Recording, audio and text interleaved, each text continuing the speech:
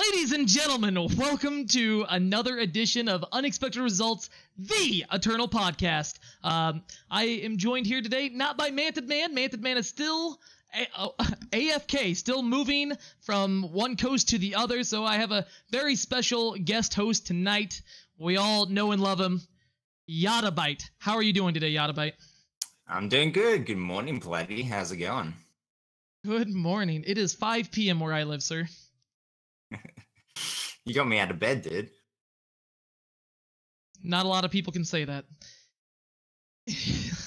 Anyways, so today we're going to be talking about the results of, it's been a couple weeks since our last episode, so we're going to talk about, very briefly about the results of the Cats Go Moo, the conquest of Cats Go Moo tournament that was brought to us by the Great Parliament. It was produced by a Team Rank Star member, the Overmaster. We're going to talk about the ETS top 8 decks. I might talk about myself a little bit during that.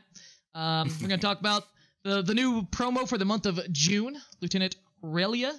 And then the bulk of this podcast is going to be about spoilers. There have been around 60 spoilers spoiled since the last episode of the show. We're not going to do all of them, but we are going to do a lot of them. It's just so many. Even if we spent like 2 minutes per, that would be impressive to be able to do. But still, we're going to be doing about 29 different spoilers. We narrowed it down. It's mostly legendaries and rares, not commons. But I handpicked most of these cards. So, anyways. Sounds good. Hey, y0ttabyte, how's your dog doing? Everybody loves your dog. Doggy? She's doing all right. She is getting some of her vision back, which is more than we probably could ever hope for. We thought she was going to be blind forever, so no, she's doing all right. Just pumping her full of eye drops and hoping for the best at this stage. For those that are unaware, what happened to your dog in the first place? Well, we don't really know what happened, but she's just had this really bad eye infection, or both her eyes have been really infected last month or so. And then she suddenly lost her vision, which is not great, of course, but no, she's been recovering, which is the main thing. And even though she's like mostly vision affected, she's been getting around pretty well. It's been pretty incredible to watch her adjust to not being able to see. Really, I can imagine not being able to see myself. I'd probably crawl into a corner and wither away into a corpse. Same, more or less same. Yeah. I think I would. I think I'd be able to get around better than most people. I'm very aware of my surroundings, but yeah, I'd probably do the same thing. Yeah, in the least ironic way possible. Thoughts and prayers for good old Pup. Thanks. So let's talk about the conquest of Cats Go Moo tournament. This was a very interesting tournament format.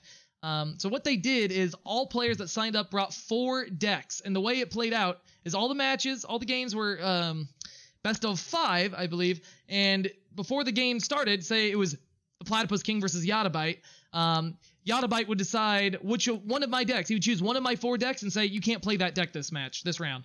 So, and I would do the same for him, and you had to win a game with all 3 of your remaining decks to win that round and move on to the next one.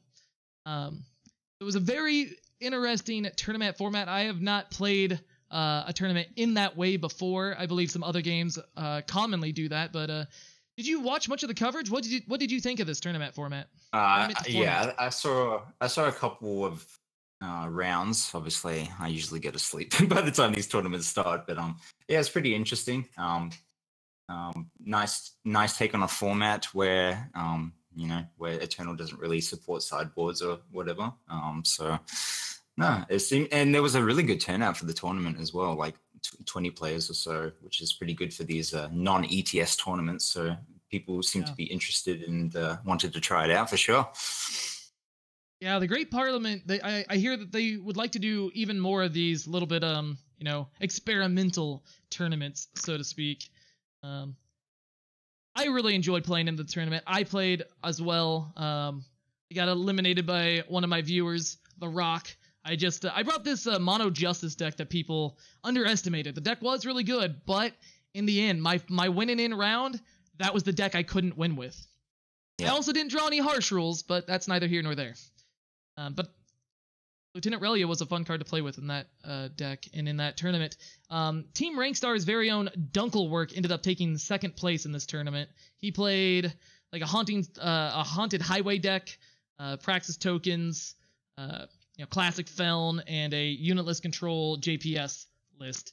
And he really, really enjoyed himself, I know for sure.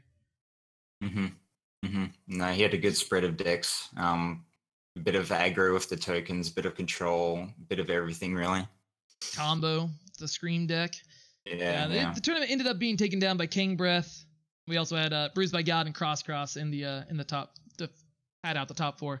But yeah, very exciting tournament. I definitely had fun to play. Had fun playing in it. And I hope that they do more things like that, like they say that they probably will be doing.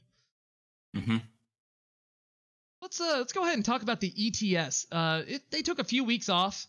I guess they had that All-Stars tournament, but who knows anything about that? They had Season 3 has officially started, and the first tournament, Week 1, was yesterday at time of recording. And they had a decent showing. I think there's like 42, 50 people somewhere in there. And 40, yeah. Yeah. And yeah, we had 8 different decks in the top 8, if I'm reading this correctly.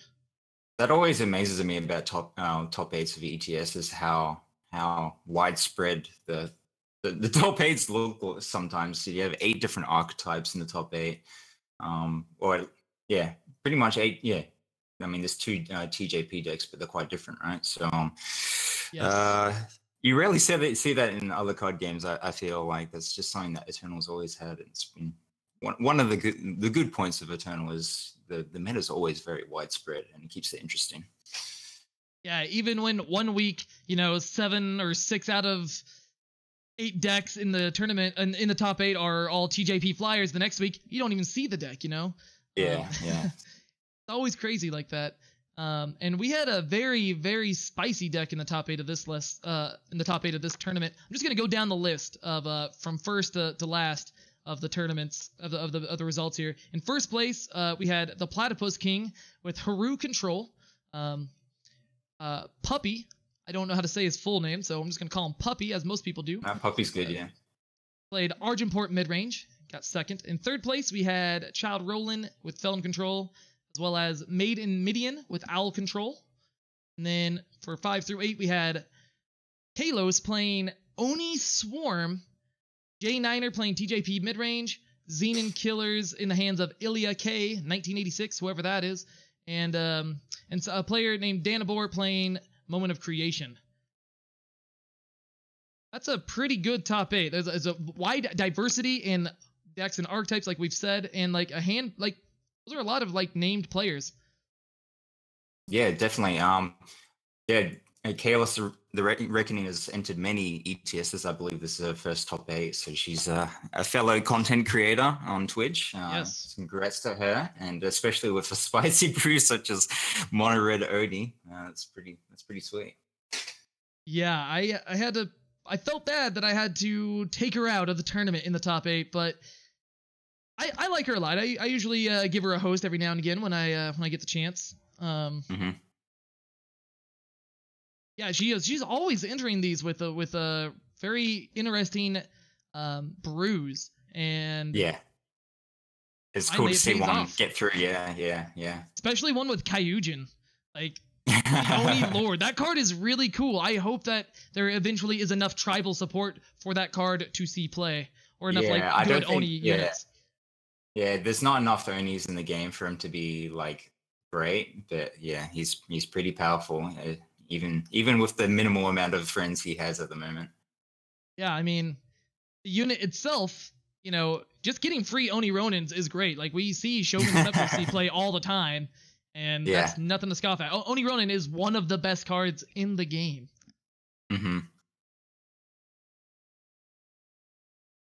But yeah, half of not half, I think 3 of these players I played during the Swiss. Yeah, and destroyed all of them. I vanquished all the competition. I went 6-0 through the Swiss and undefeated through the top 8, obviously, because I am the one that won the tournament. I went 3-0, 3-0, 3-1. For those that are unaware, in my Haru control list, I was playing Island Clan Mother. I was playing Duraka Queen's Guard. I was playing Island's Choice, Island's Favor. I was playing a little bit of a lore deck, you know, a little bit of a...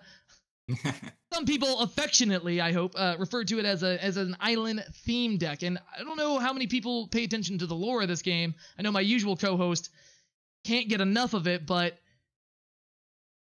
next week, sometime this coming week, the new set is coming out. Set 4 is titled The Fall of Argenport. And in the storyline, Island has just waged war, just took Argenport under siege and completely decimated it. And that is what I have done. Because of my victory today, and I defeated Argenport in the finals, we are being blessed with Set 4 later this week. It's just all canon. There was never a doubt. When I entered this tournament, it was already a foregone conclusion what was going to occur. So, you're all welcome. I was going to ask what was the thinking behind taking Hero Control, but you just answered it right there. Exactly. I had to. I didn't want to create a paradox. No, but, the deck is, yeah. The deck is very good. I've been having a lot of success with it on ladder these past couple of weeks. This week leading up to it, I went something like, exactly 30-10. In the previous week, something like 24-4. I'm a little bit more hazy on the record for last week, but I've had a lot of success with the list over the last couple of weeks. And, I've had to adjust cards based on the meta. Like, for a while, I was running Lightning Storms in the main.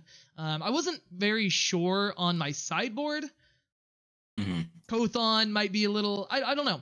I wasn't sure what to do for the sideboard, but I didn't have a lot of time to actually, fine-tune the sideboard. But I think things worked out.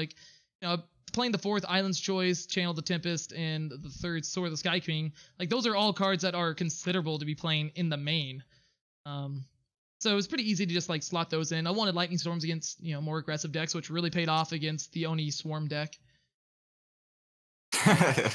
So Hero Control, what do you think is its weaknesses? What would make it not good in this sort of meta at the moment?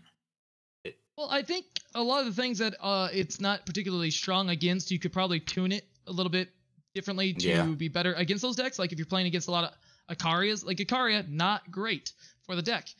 But not many decks with Icarias around. Yeah. Right.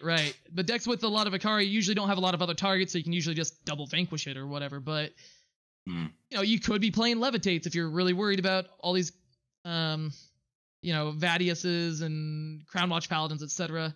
There's that type of thing.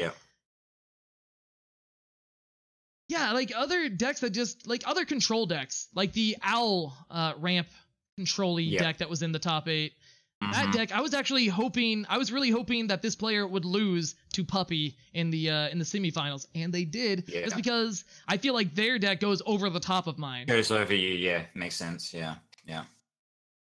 So they bury me in the card advantage.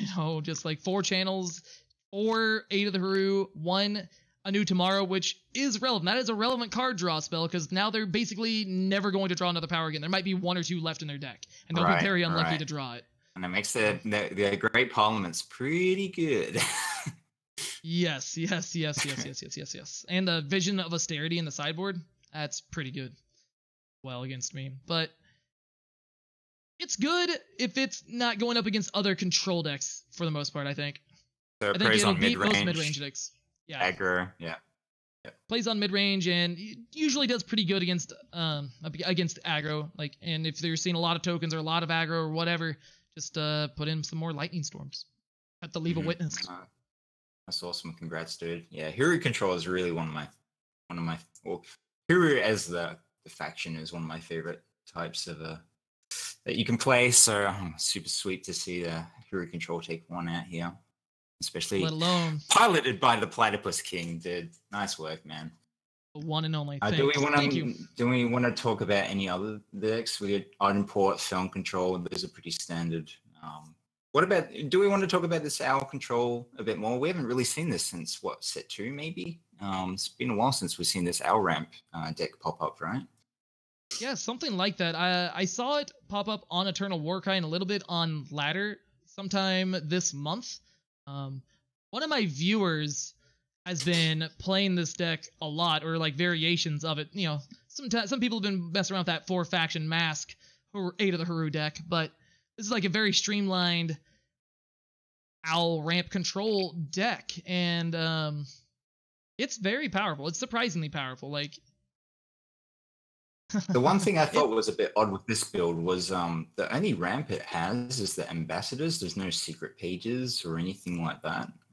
So the ramp comes really late. I guess they're just trying to get through the early game with control style features, and then once they get to the late game, they can start pumping out some ambassadors and get to their ants and aids and finish the game from there. Yeah, the Minotaur ambassadors have been surprisingly powerful the few times that I have played the deck. You know, the first list that I saw was playing 4 Power Stone and I think 4 Secret Pages. I immediately cut the Power Stones for Island's Choice. Yeah. That was just me.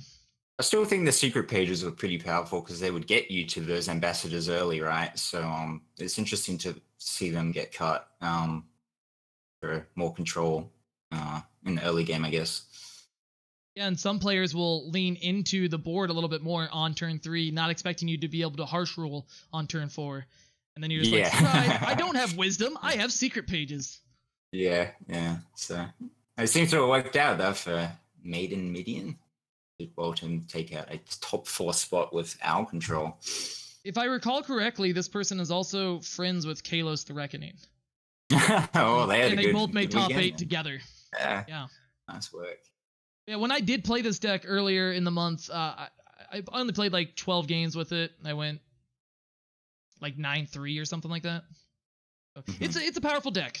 Definitely would recommend it to other people. But you know, if you're missing some of the legendaries or whatever, just wait. Set 4 is right around the corner. Maybe even will be out by the time you hear this podcast.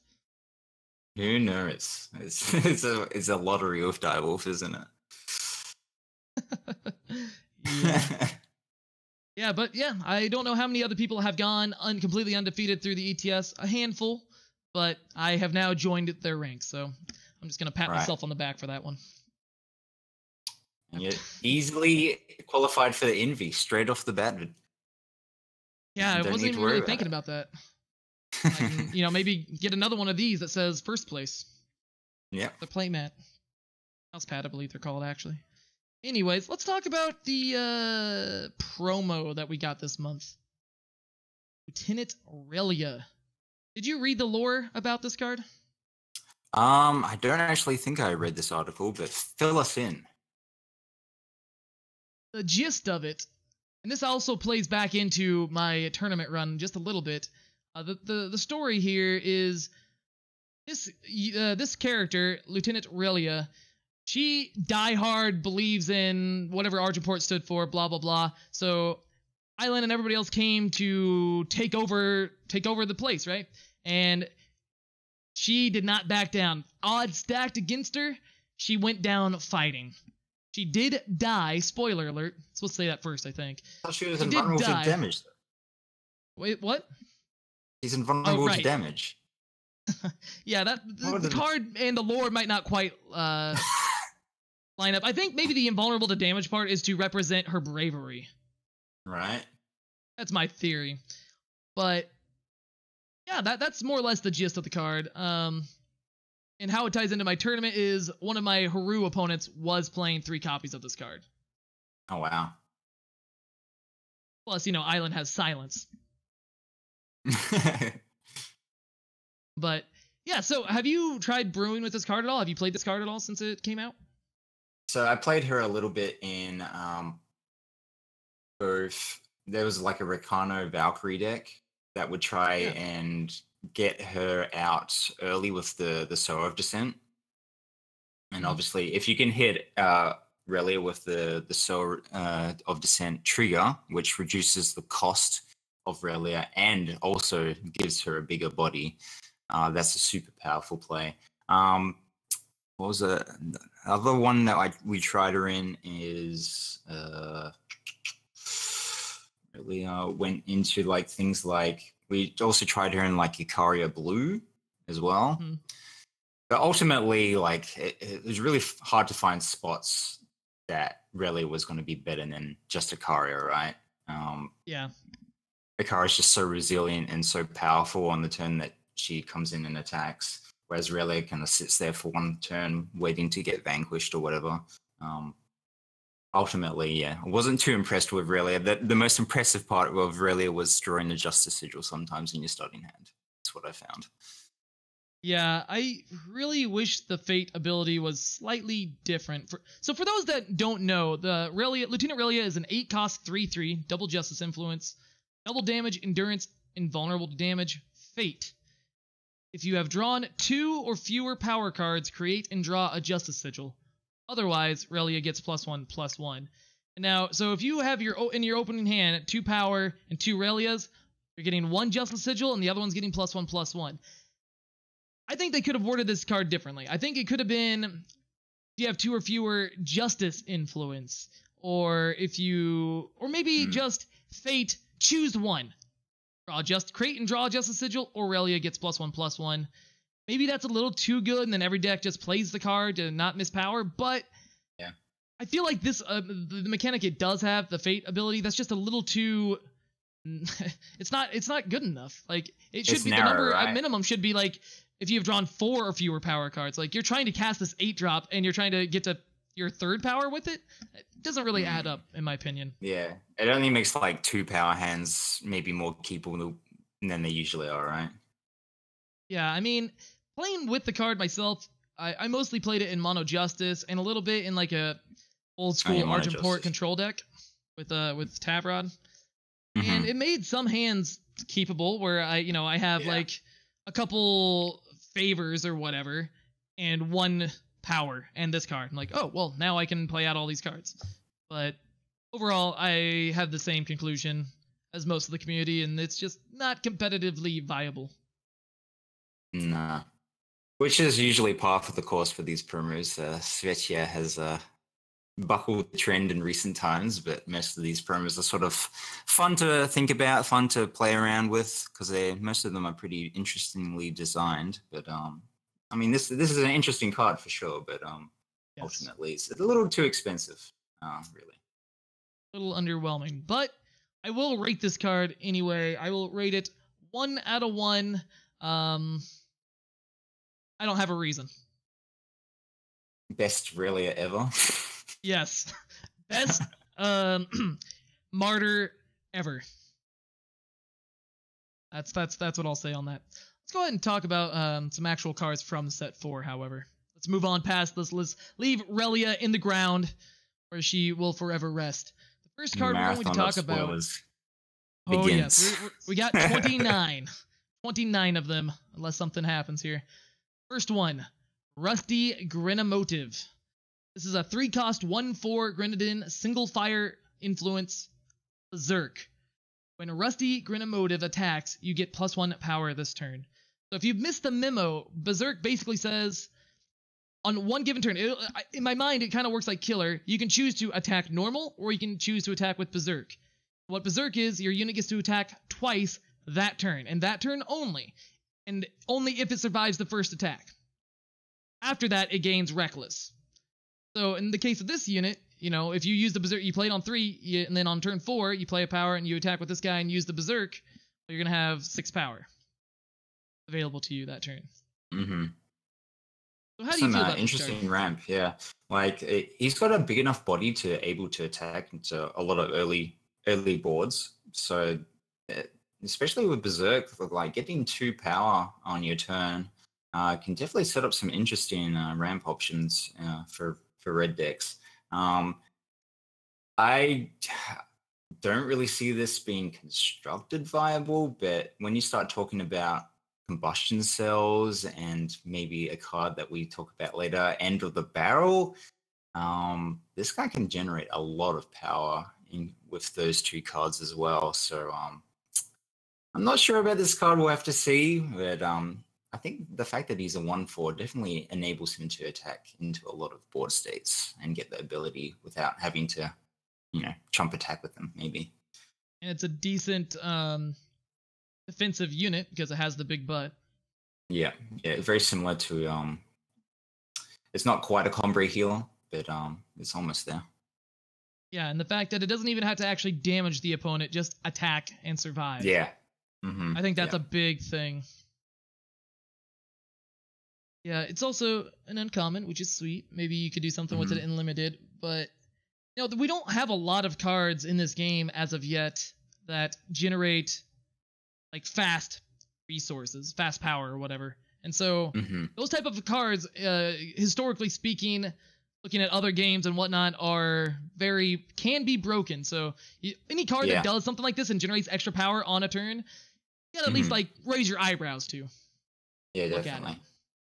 Like you compare this to something like Tumblebang, where Tumblebang's a 3/1 Grenadin that when it dies you get 3 power. You just have less control over when you get that power, because an opponent can not block it or kill it on their turn where you can't use your power effectively, maybe.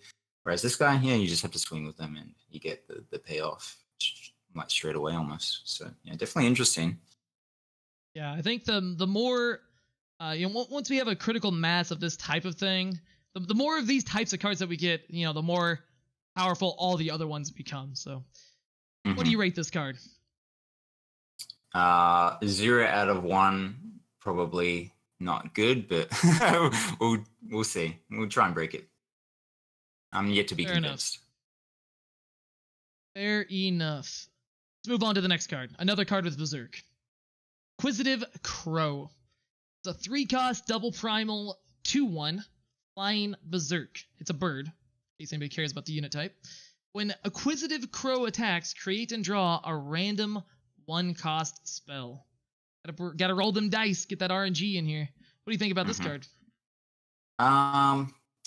Again, I was sort of say something about what I've noticed with, there's been an underlying theme with set 4 spoilers so far. A lot of them seem really good in limited, and a lot of them seem really like not great for constructed, or not convinced about them in constructed. Both these last 2 cards and the future cards we're going to talk about today sort of seem to fit that theme. Set 4 is starting to look like a really cool limited format. There's a lot of powerful cards, such as Inquisitive Crow, that look really strong and limited. This guy just pumped it, and a lot of 1-cost spells are quite utilizable in limited. And in constructed, there's only a handful that really do powerful things, but this guy does things like Finest Hour, or even things as trivial as Detain, that can get him pushing through for that card advantage. So this guy, I mean, I would slam this guy first pick, first pack, if I opened it. It seems great. Definitely seems like a fantastic card in limited. A lot of these random 1-cost spells, as far as ranked is concerned, are not great, but I mean, they definitely go up in value when they're just free cards. Yeah, that's true. So I agree that it probably isn't going to see a lot of play on ladder or what have you, but it's still a decent body, does a cool effect, but yeah, definitely a slam dunk in limited. 1 out of 1, best limited bomb ever. Right. It was the first neat Berserk card. Yeah, definitely interesting card for sure. Now let's move on to a card that has been confirmed by Scarlatch to be a meme, but also a real card. Sandstorm Scarf. This is a 1-cost single-time influence relic. Units can't fly. In the art, we have some explorer wearing a Sandstorm Titan scarf. I wonder how she got it.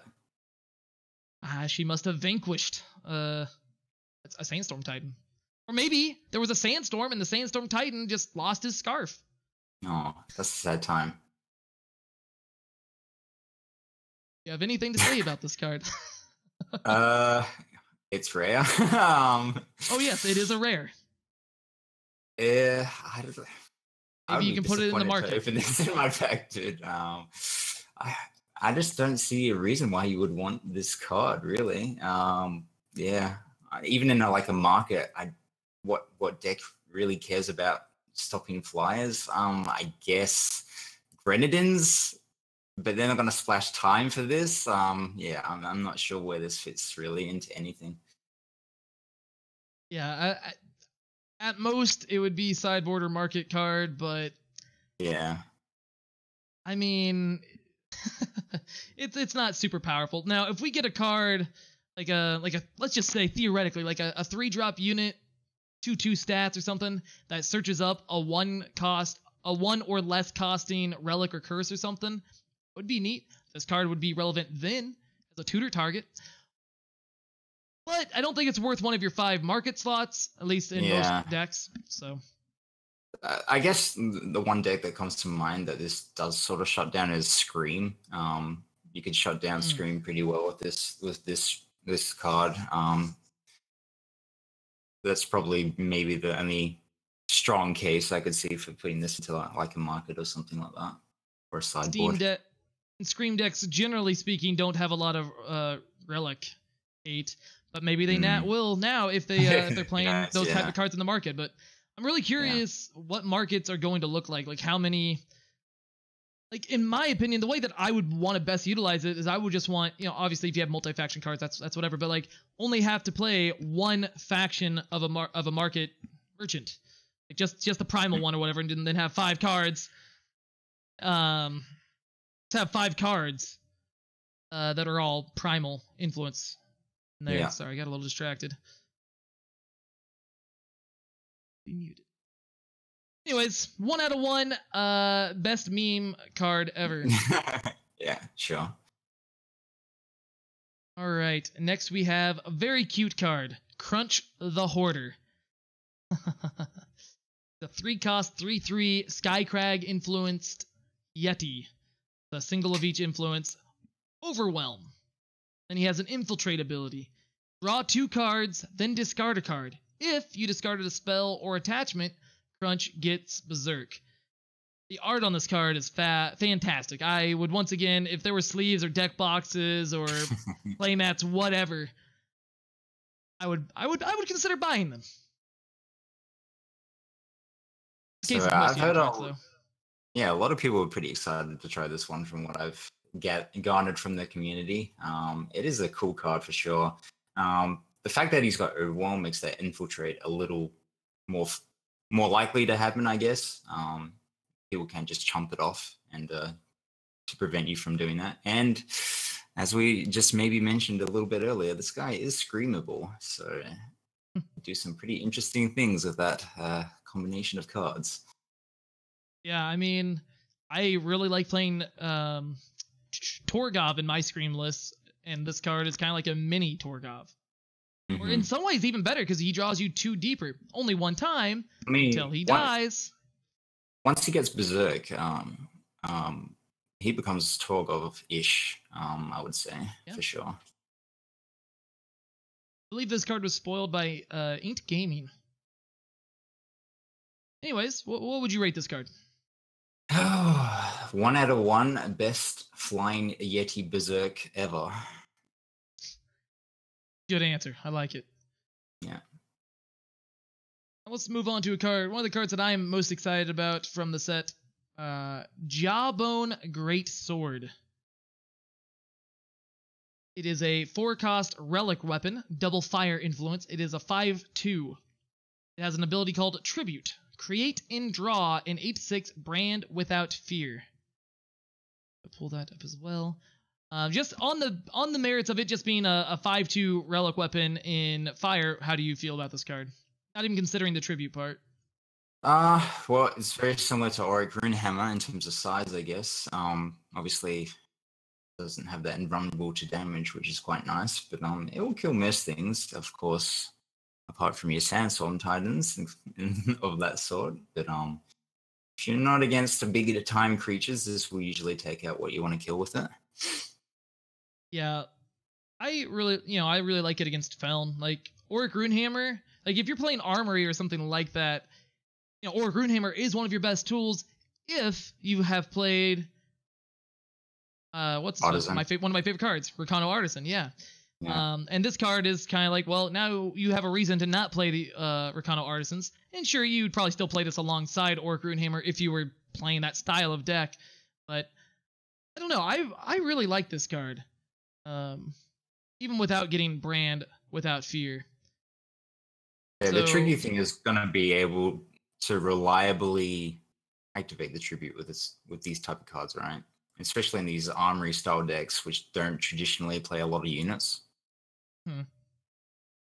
Yeah, just getting this free threat with your thing would be great. Like if you can torch a unit and then play this, you know, that's the obvious like best line or whatever, right? Play or just like trade off a unit. But yeah, so let's talk about Brand Without Fear. Brand Without Fear is a 7-cost 8/6 double fire influence unit with Berserk. Summon. You may sacrifice another unit to give Brand Overwhelm. 8/6 unit with Berserk and Overwhelm? That is utterly terrifying. That will kill your opponent real quick, yeah. So it's just the question of what deck does this go into, really? Because you need a deck that can sacrifice units for both tribute and brand, and one that wants to play a 5/2 relic weapon as well. I mean, I'm not sure. At worst, it's a removal spell. Like, there's a lot of different ways that you could play this card. This is a card that I am definitely... It's on my short list of cards that I want to craft and try out in a multitude of archetypes. Aggro, mid-range, control-y-ish things. The whole gamut. I guess like a... Maybe Praxis would be pretty interesting, I guess. Something like that. Alongside everybody's favorite new 2-drop.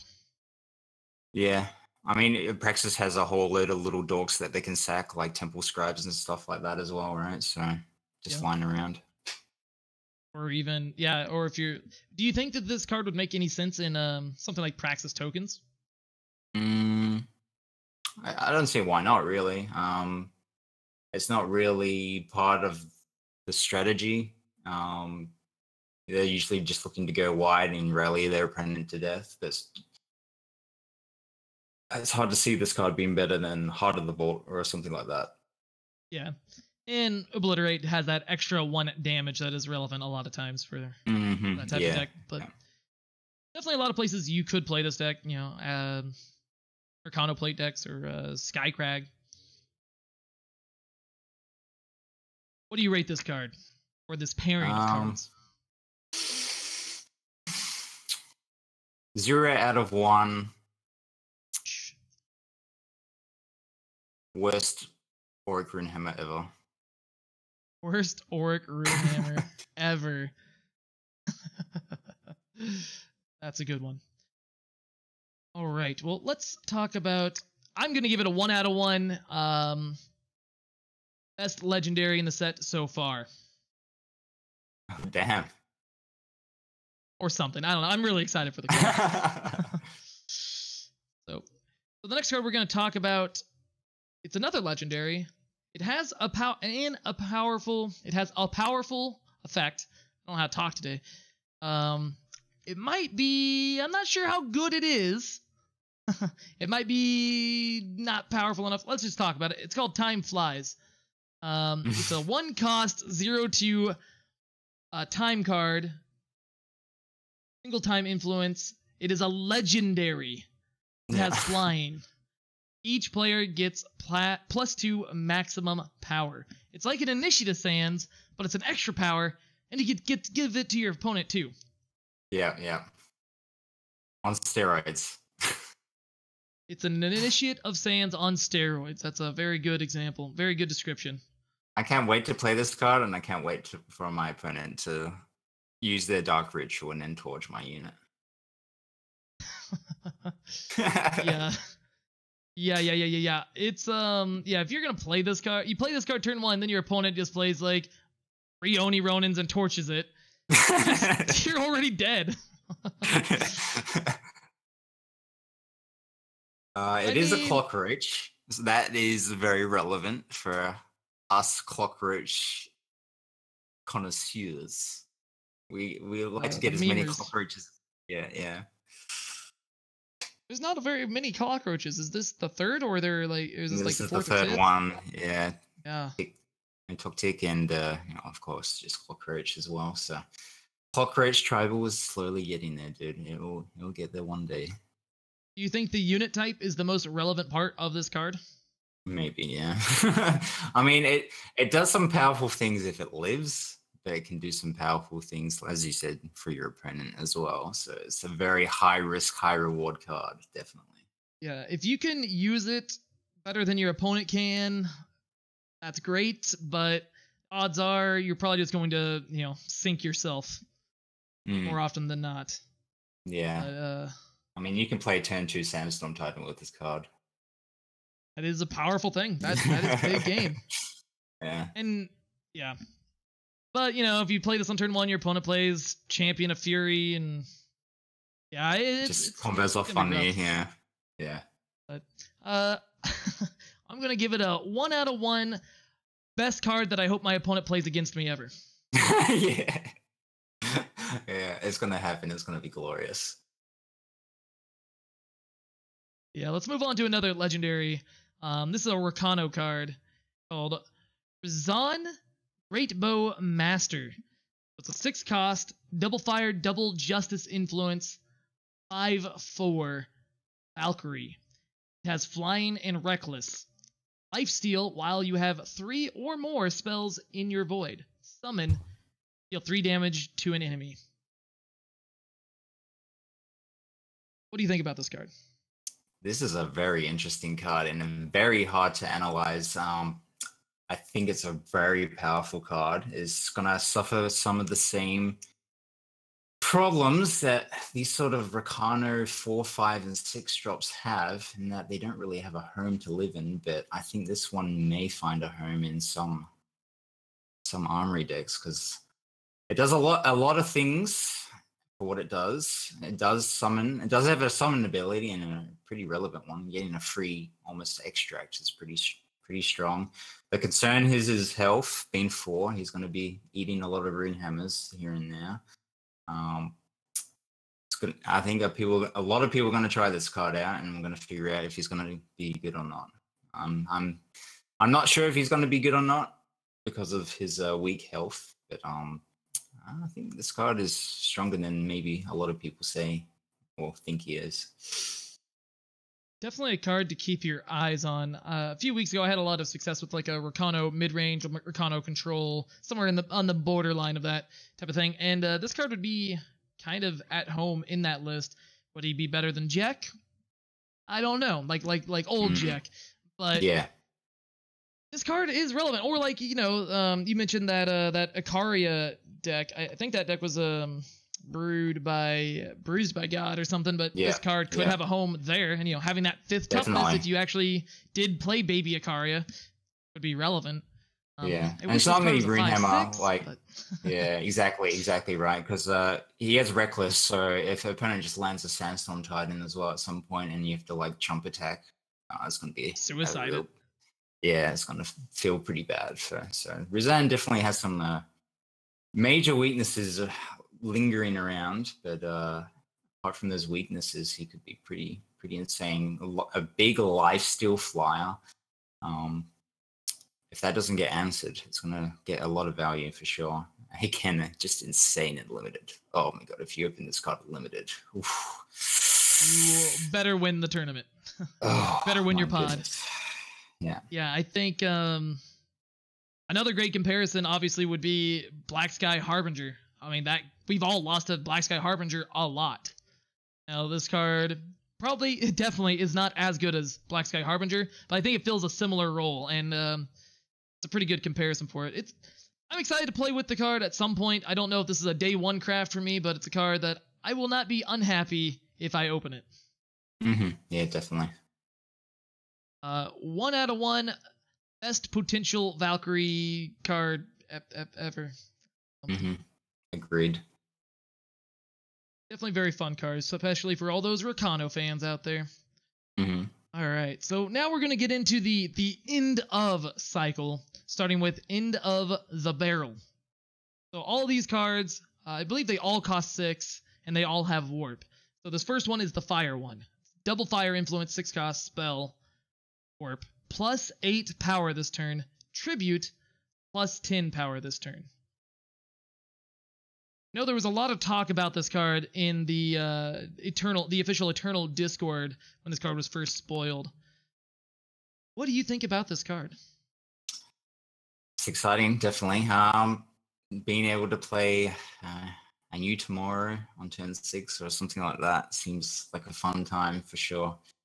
Definitely pairs even better with Combustion Cell, considering if you sack a Grenadin, you're getting 12 power available to you for the turn. So you're getting you're getting towards playing 8 of the Huru or something like a First Flame, maybe. I think that would be the best case scenario. Actually, that'd be probably be one of the best ramp targets.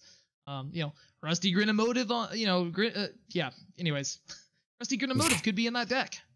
Yeah. Yeah, this is an exciting card to see.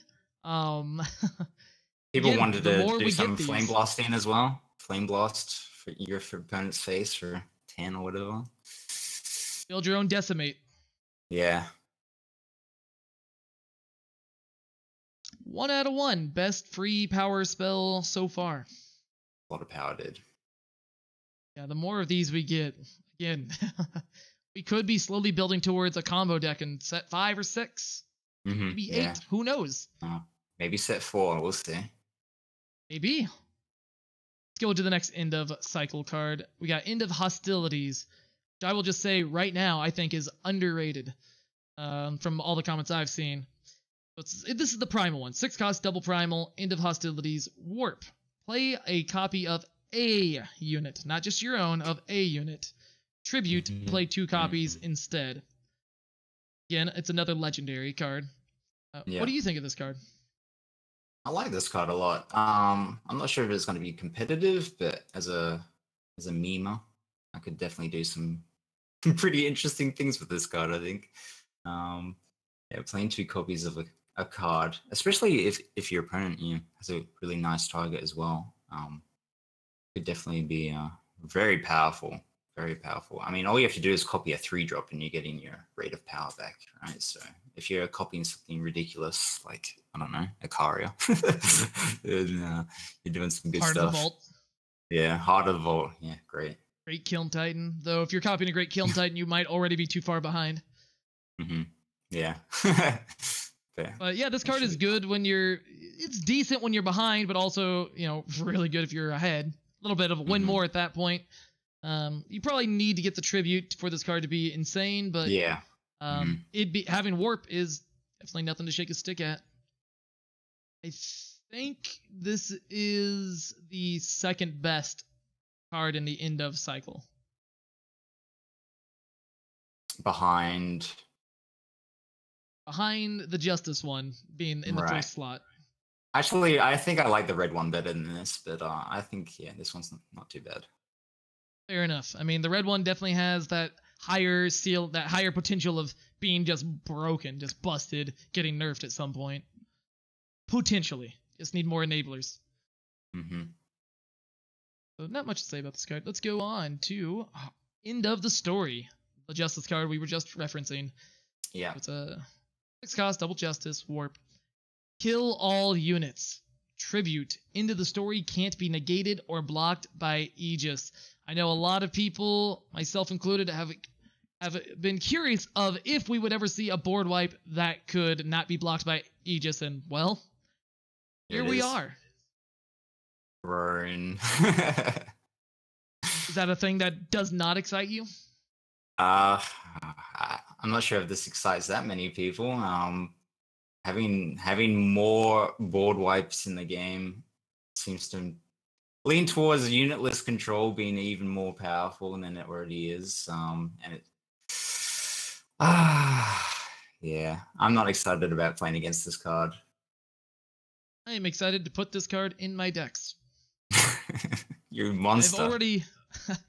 Hey, I try to play fair decks that have board wipes in them and units.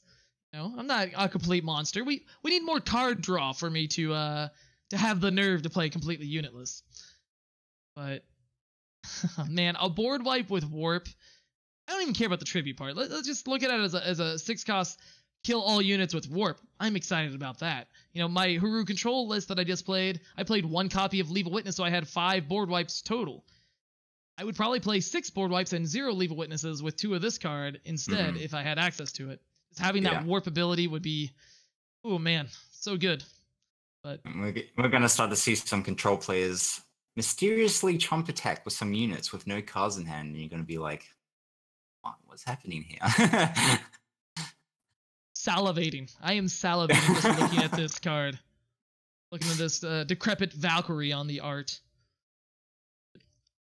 What rating would you give this card? 1 out of 1 most frustrating board wipe ever. I agree. 1 out of 1 best board wipe ever. So next up we got the might have covered this on the last podcast. End of the line. 6 cost double shadow, lifesteal warp. Deal 3 damage to 2 enemies. Tribute, deal 4 damage to 2 enemies instead.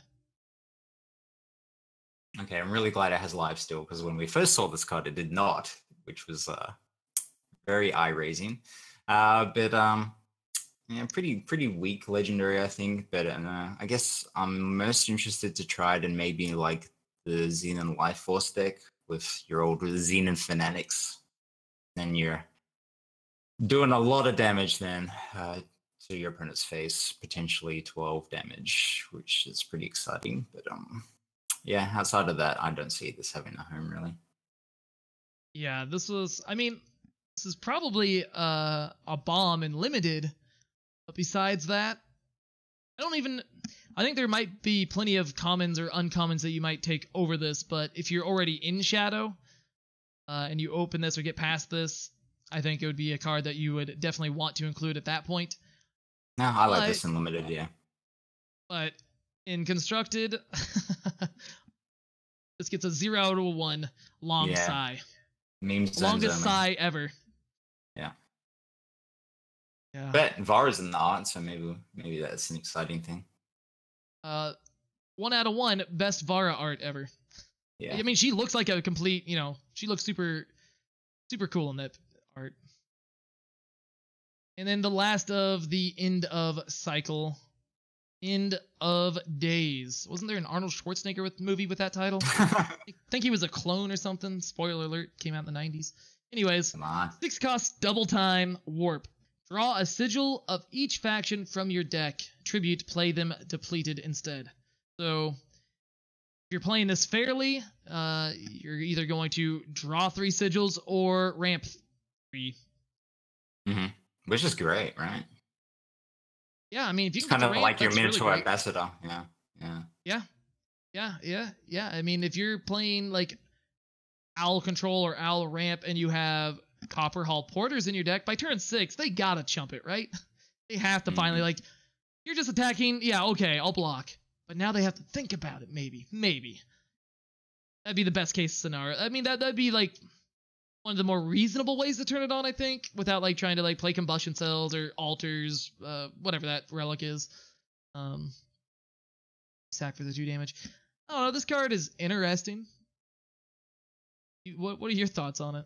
I'm ready to play 5-color Workshop Forge. We are ready. 5-color Workshop Forge. Oh yeah. Is that what you're brewing day 1 of set 4? It's happening, dude. Yeah. 0. I'm gonna go with. I don't know. What's your rating? 1 out of 1 best Nyctotraxian card ever. Oh man. Yeah, I'll go with 1 out of 1 best 6 cost Seek Power ever. Now we're going to move away from this cycle, and we're going to talk about an uncommon here called Magenta Wisp. The main reason I wanted to talk about this card is this is one of the cards that we, when we only had the card arts available before we were getting spoilers, before we officially entered spoiler season, this is one of the cards that we ended up talking about on this podcast, and we didn't get it exactly right, but we did guess that this would be a Wisp that in some way kills other units, whether it has killer or whatever, and that is what we have. So we have a 2-cost single shadow influence 2/2 Wisp. Pay 1 and sacrifice Magenta Wisp to kill an enemy unit with 3 or less. So you get to suffocate something. What do you think about this card? Yeah, it's definitely cool. I mean, it's not like Suffocate's seen a lot of play right now, so I'm not sure if this is going to be used primarily just for that. It's really going to be interesting to see. It's a Wisp, right? So there seems to be a lot of Radiant Wisp synergies going on in set 4. So there might be a deck around that, especially with probably what I'm assuming the next spoiler is going to be.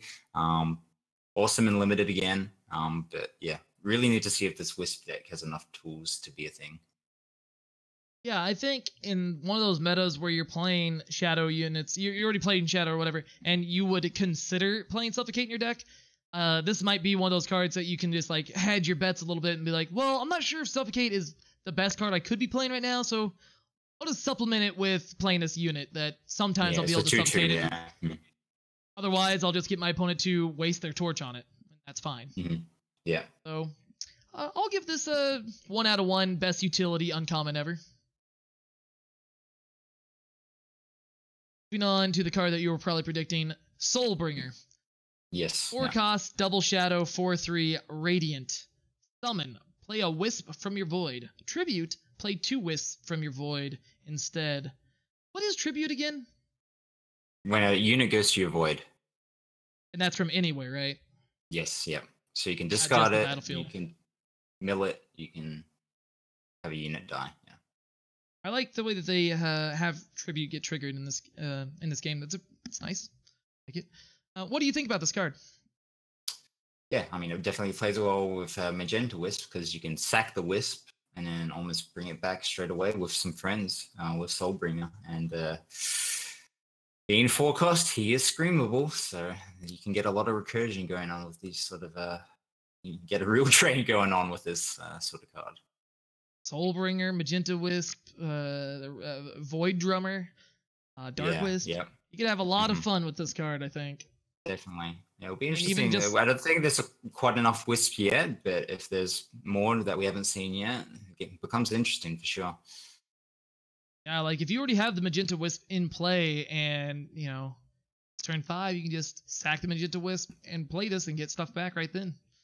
Yeah, definitely. Very strong. Synergy. 1 out of 1 best Radiant Wisp synergy card ever. All right. We're about halfway through these. We got here now. We're coming up with a legendary that some people were pretty excited about when it first got spoiled, I believe. And that's Nash Pridemaster. It's a 4 cost, double time influence 4/4, tribute +3/+3. When Nash attacks, discard the top card of your deck. If it was a unit, your other units are invulnerable to damage this turn. And it's a warrior. What do you think of this card? Speaking of Scream, I can't wait to Scream this guy. My goodness. 4 power 7/7. The meme is here again. Seems to be something that Eternal likes to do as of late, is give us some 4 power 7/7s to play with. Very strong card. Yeah. If you can activate the tribute on this guy reliably and even recur him with something like Scream, he's going to be hitting like a truck. And helping your opponents hit like a truck, helping your other units hit like a truck as well, because it gives them invulnerable to damage. So you, get in there. Yeah, this card gives you a reason to consider playing time in your Scream decks. For sure. Maybe somehow, I don't know how bad the influence the power base will be, but just go 4 faction Scream with this guy and combust. Well, he is double faction, so he's gonna like try and avoid people being that greedy. But no, greed is good. Don't you know, y0ttabyte? But yeah, even just playing this card fair. Like opponents oftentimes will like trade off whatever their bad unit is, their 2-drop or whatever, with a Dawnwalker. And now you have to be more careful about doing that type of thing. Because of this card, I will now almost every time kill your Dawnwalker on my turn now. I would be afraid of this card. Yeah, that's a good point. Yeah, tribute is definitely going to change some play patterns for sure. Yeah. Like I don't see players often enough in this game when they're playing play their fast spells on their turn. Yeah. And a lot of times, people will ask me, why didn't you play that on their turn when you could have played it, whatever. It's like, well, this will be one of those cases where we'll have to explain that sometimes. Yeah, but like, you have to be thinking about tribute. I do that all the time. I always leave it to the last second and I get punished for it. So I'm going to have to get punished by Nash at some point. Yeah, I think this card will be fun to play even in like a fair, like just mono time. Like I've had fun playing mono time. Whoops, I changed. Mm-hmm. I've had fun playing mono time a lot, and that's been fun. Also, the fact that he mills a card off the top of your deck when he attacks helps trigger other Nashes or other tribute cards if you have them for sure. Yeah, another Haunting Scream synergy. Yes, exactly. Yeah, some interesting things going on within that card for sure. So next, we're going to talk about a card that I believe y0ttabyte spoiled live on his stream. A very exciting, a very powerful legendary card. Want to go ahead and describe this one for us? It's called First Flame. Yeah, our first 11 drop in the game, so you can now unstable form your Scourge or Frosttome into something meaningful if you so wish. First Flame, when one of your units hit the enemy player, play a 3/1 Flame Fang with Reckless, and when you summon First Flame, he either makes 1 Infernus, or if you have Intribute Trigger, he makes 3 Infernuses. So if you can get that Tribute Trigger, you're going to be hitting your opponent for a lot of overwhelm damage out of nowhere. And not to mention, you already have some units in play. Those 3 Infernuses right then and there, that might just end the game on the spot. Mm-hmm. And if that's not good enough, hey, he's an 8/8 himself, and he's gonna bring some more friends with him. Oh yeah. So I guess the 3 main methodologies people have come up with is End of the Barrel, as we talked about earlier. Combustion Cell plus Grenadin, End of the Barrel, First Flame on turn 5. You can also get this guy out on turn 5 with just a simple Grasping. So maybe you discard it with a Nocturnal Observer, activate Tribute, bring it back straight away with Grasping, and you're bashing in for a lot of flamey boys again on turn 5. Or another spoiler that a streamer may have put out there, Dramatist Mask. Play unitless Mask with just Grenadins like Assembly Line, etc. Put a Mask on a Grenadin. Pray that it survives the turn, and then get a free First Flame out of nowhere. So what you're saying is you want to play unitless Rakano combo control. Yeah. Oh, not Rakano. It could be anything really. Or the Elysian. Play some Unseals maybe to protect your Mask a bit or something like that. Yeah. Here's what I'm thinking. I think yeah,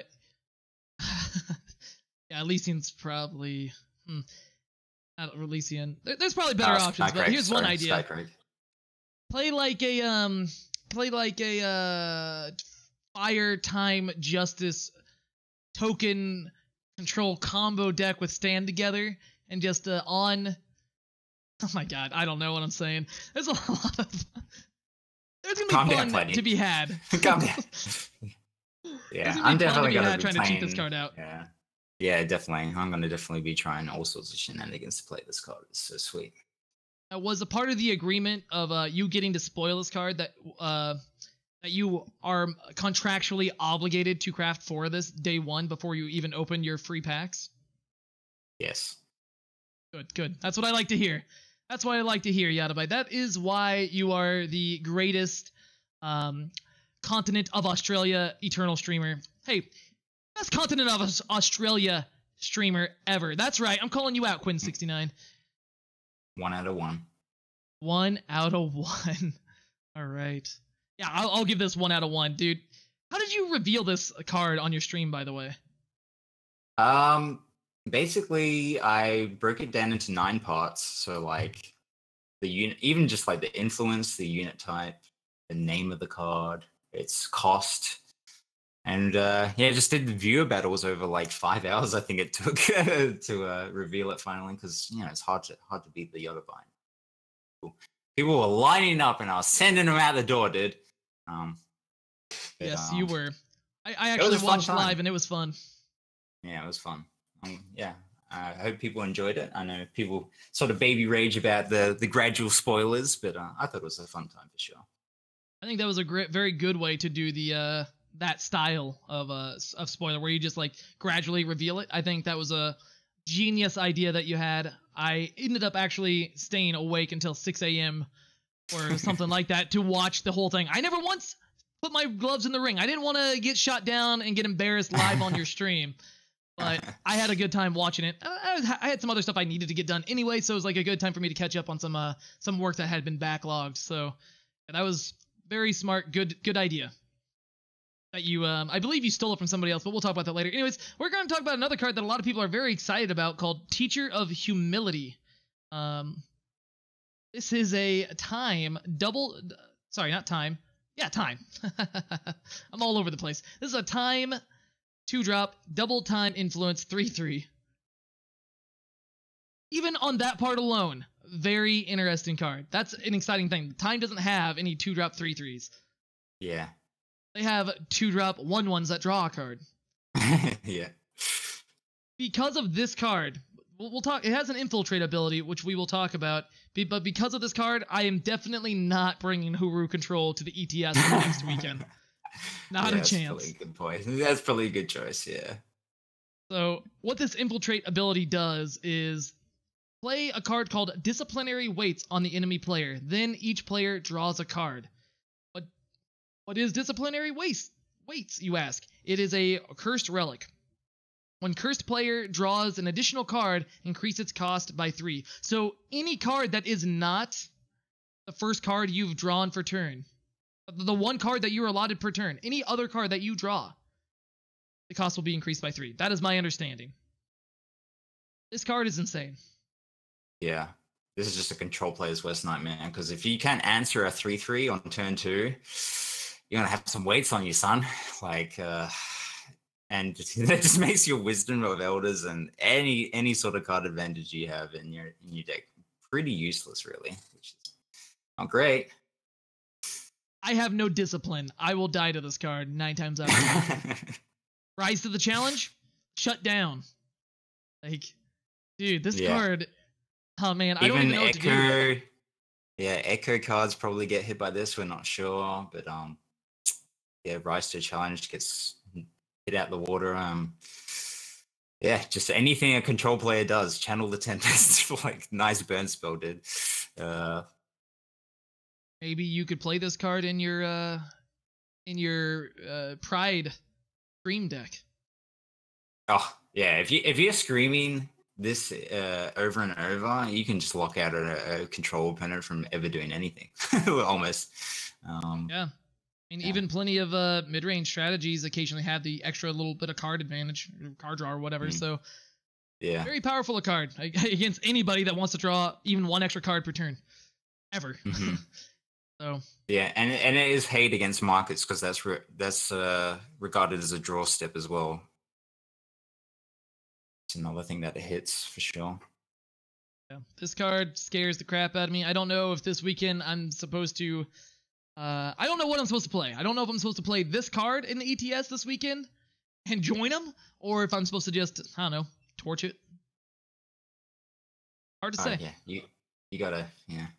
You better have enough answers to it if you're gonna not play it.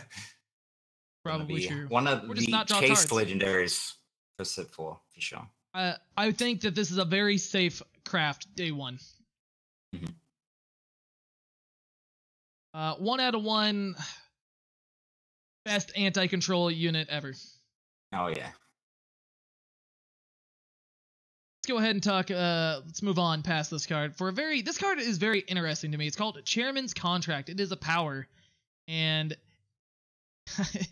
all it does, it doesn't add any influence or anything.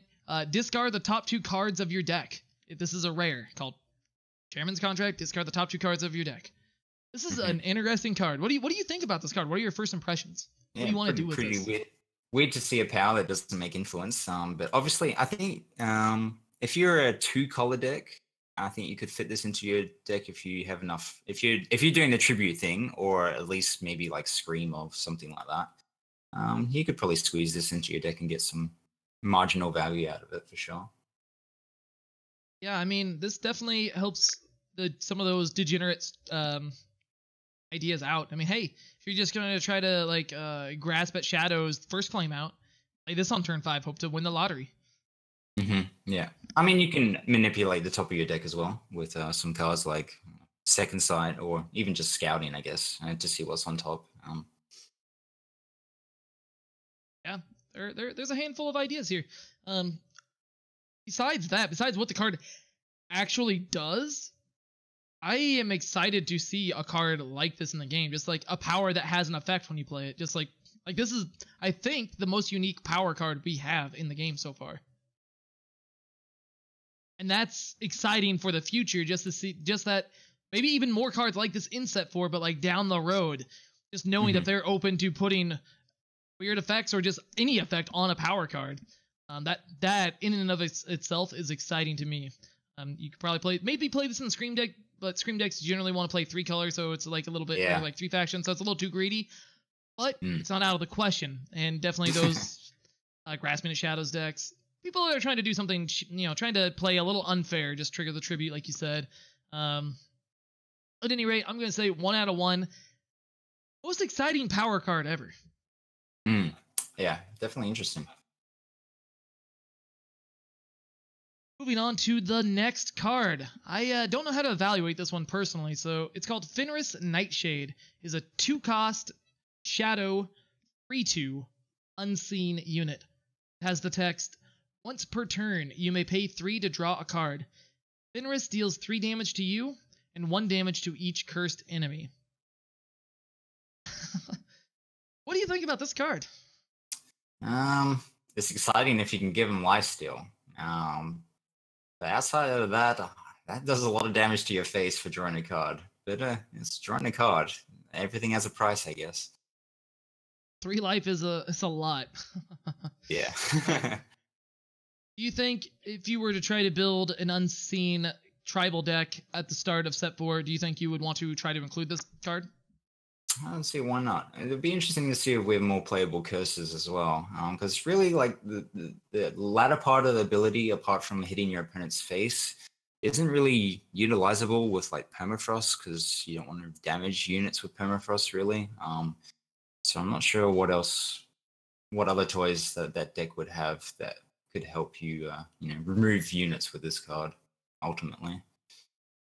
Yeah, I feel like the main thing going on with this card is it's just another 3 power, a 2-cost 3 power unit that has a relevant tribal tribe for its unit type. Yeah. And every once in a while in the late game, hey, you might draw an extra card or 2. Yeah. So probably a 0/1, not playable, but outside of a tribal strategy. But it makes me think a little bit. I don't expect this card to see a lot of play. It's an interesting card for sure, but I can't see it getting there either. 3, just in yourself, like it costing 3 to draw the card and then dealing 3 damage to yourself. That's just that's a big number. That's it is a big lot, number. Yeah, it is a lot. Obviously, if like you permafrosted a Dawnwalker, well, yeah, you don't want to activate this ever. Nah, yeah, it's awkward for sure. Any final thoughts on this card? Nah. All right, moving on. Now we have another card that we tried to predict what this card did based on its art, and we were somewhat successful. We thought that this card would in some way interact with weapons in your deck. Mantid Man had a better memory about that whole thing than I did. He said we predicted this card spot on, so I'm going to give it to him. He's not here to say that himself, so shame on you for moving across the country just to try to get closer to Platypus Island. What a fool. Anyways, jokes aside, this card is a 4-cost 3/5 elf rogue. It has deadly. Double shadow, if I didn't say that. Infiltrate. The enemy player discards all weapons from their deck. This is Tony G's worst nightmare if this card sees play. I mean, it has the same body as a Steward of the Past, but obviously it's designed to hate on weapon decks rather than avoid. Yeah, this is like a market card at best, I feel. I mean, if it infiltrates against an armory deck, it's pretty good value for sure. Yeah. And again, for those that don't recall, this is the card that had the elf walking away from like a burning carriage or whatever, or an exploding carriage. Yeah, I mean, I think that can be a very powerful effect. And that would, I mean, if this card was played against the deck that I played this weekend and it hit me, Sword of the Sky King was my actual main win condition, you know, and relic weapons in general. So, like, I would be very afraid of this card hitting me. And, like, there are a lot of really powerful, just, like, actual weapons that go on units that are probably central to a lot of strategies going forward, and they probably would prefer that this card not hit them. I don't know. This card is scary to me. I think it's a very well-designed card. How relevant will it be? To be determined. But definitely a very powerful effect that will just end the game against some decks. Sure, that's a little bit niche, but still. I'm going to say 1 out of 1 best steward of the past wannabe ever. Best armory hate ever. Best armory hate unit ever. Putting words in your mouth. Moving on to the next one, we got a card called Journey Guide. This is the first common, I believe, that we have talked about on this this specific episode. It is a 1-cost time unit, 0/3, Explorer. Inspire. Reduce the cost of units you draw by 1. So Inspire is a new mechanic set for that. It is just like the card, just like its namesake. Whenever you draw a card, you do this effect to that card. So in this case, you're reducing the cost of the units you draw by 1. What are your thoughts on this card, y0ttabyte, the Journey Guide? Well, yeah, Magical was excited to play this in Chalice until I pointed out to him that it only hit units, not everything. So, yeah, I'm not really excited about this one, really. I mean, I don't really see it finding a place, but never know. Reducing costs of units can be powerful for sure. There's a 0/3. It doesn't really do much apart from that. Just a little wall blocks an Oni Ronin or something, or if it doesn't get torched. But then if it got torched, you're probably excited about that. But there are a lot of decks that would probably be excited to play this card. Like this week, I had a lot of fun with a deck that played Methodic Wisp and Sauropod Wrangler to reduce the cost of units, like 5-drop units, so that I could scream them. This card could be in an interesting new variation of a time scream deck to attempt to scream deck cards that you're not supposed to be able to. Yeah, that Radiant Scream deck would like this card for sure. Yeah. I think it's an interesting card. It could be you could try to abuse it. I think there will be plenty of people that try to brew around this card and try to break it or something. I mean, that is a powerful effect. Obviously, the body of the unit is underwhelming, but the card has to be a 1-cost for it to be relevant, I think, if it's going to be a unit. For a relic, well, still you need to get it down sooner rather than later. I see potential in the card. What do you rate it, y0ttabyte? 0 out of 3 worst ramp unit ever. Whoa, we only do 1 out of 1, but I understand. Yeah. I'll let it pass this time. I have no input. Next card, we got Breeze Dancer. I believe this is the only legendary card that we've seen so far that has the Inspire ability. This is a 4-cost 2/4 double primal influence elemental unit. It has flying.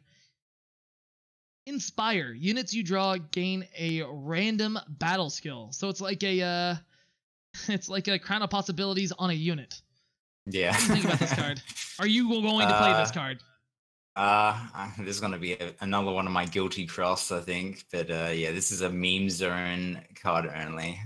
Reserved only for Crown decks. Yeah, I mean, it having Crown 5 through 8, or in some ways, this could be Crown. Oh man, if you play the market guy and you have 1 Crown, 1 Breeze Dancer in the market. Like, yeah. I'm not going to do the math. I'll let somebody else do that for me. But this is definitely meme central. Do you already have a deck mapped out in your mind, including this card? Probably. We'll find one, I'm sure. Is this another Crown plus this and clock riches. That's a good starting point. If not day one, is this a week one craft for you? At least in the contention. I don't know about that. We'll see. We'll see how many decks we go through. But would 400 bits change your mind?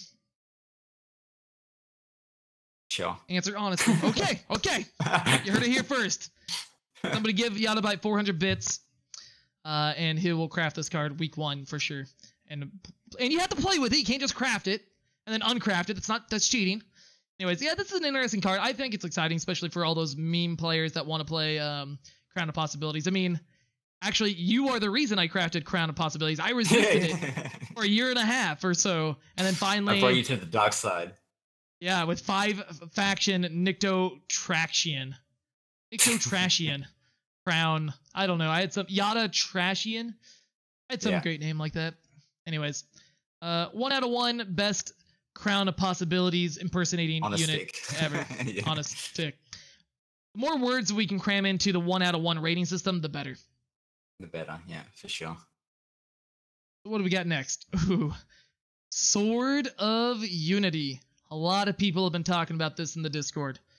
So we got a 4-cost, double time, double justice weapon. It gives +2/+2 lifesteal overwhelm. Has an ability called Spellcraft 2. Play stand together. Can you tell us what Spellcraft is and what you think about this card? Basically, Spellcraft is just an additional cost you can pay when playing the weapon to play a free spell, essentially. So if you pay 6 when you play Sword of Unity, not only do you get the weapon on a unit, but you get the Stand Together effect as well, which we all know Stand Together is a very effective card against any removal. Yeah, Stand Together has been the bane of my existence in some weeks. I like to destroy units, and I like to play board sweepers, and this card just gives them 4 more copies of Stand Together a lot of times. That's no bueno for me. Yeah, I think this card is going to see at least a lot of play initially. Yeah. This is definitely one of the stronger Spellcraft weapons. Stand Together is just so, and the fact that it's a weapon, so your opponent can't respond to it either. So you just have a Stand Together. I guess maybe they can respond to the actual Stand Together getting cast though. I haven't actually realized that. Yeah, so I guess the fact that you're playing Stand Together sort of naked like that is a sort of downside, because they could probably just remove your best unit in response, maybe, if they're playing fast spell removal.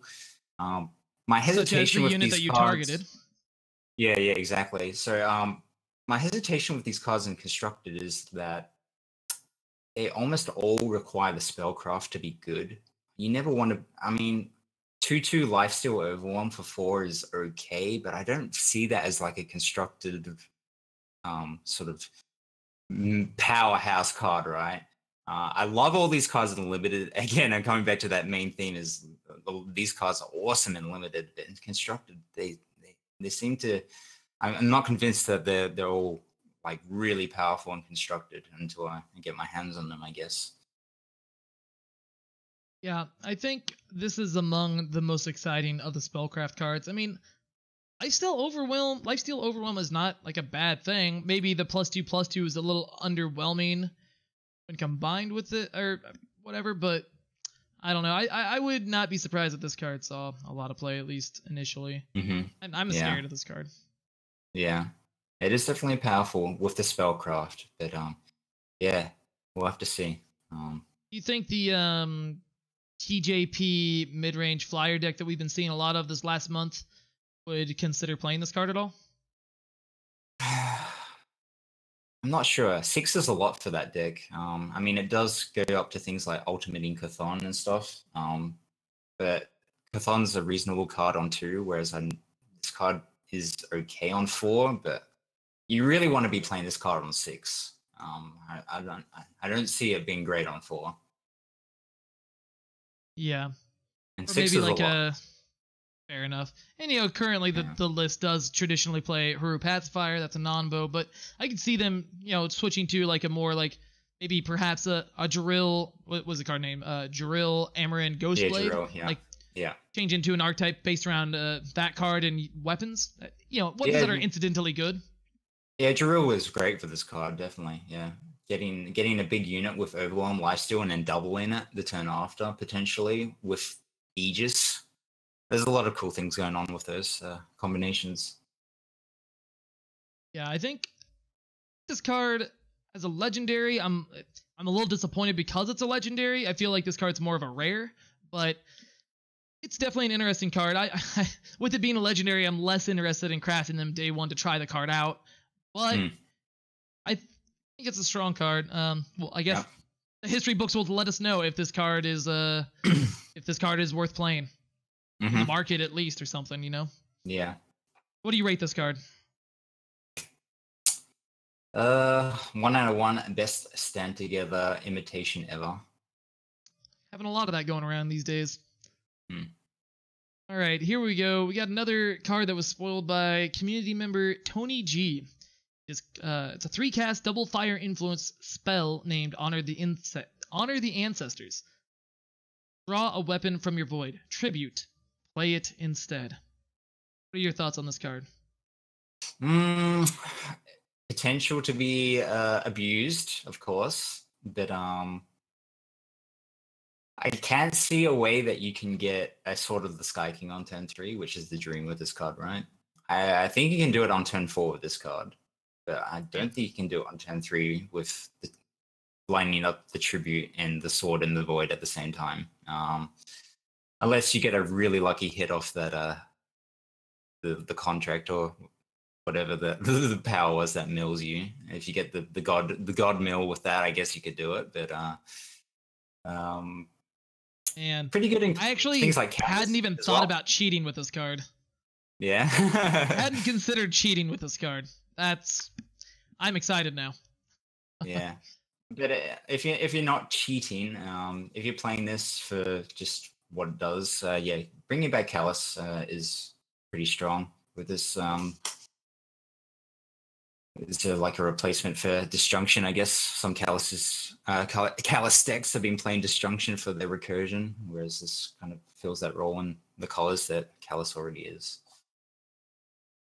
Yeah, I think there's a lot of fun things you could try to play, try to do with this card. Like, now this is probably not the way that you'd want to build this deck, but going off what you were saying, turn 1 Oni Ronin, turn 2 Herald Song, turn 3 Suicide Attack, your Oni Ronin, get a Sword of the Sky King, why not? Yeah.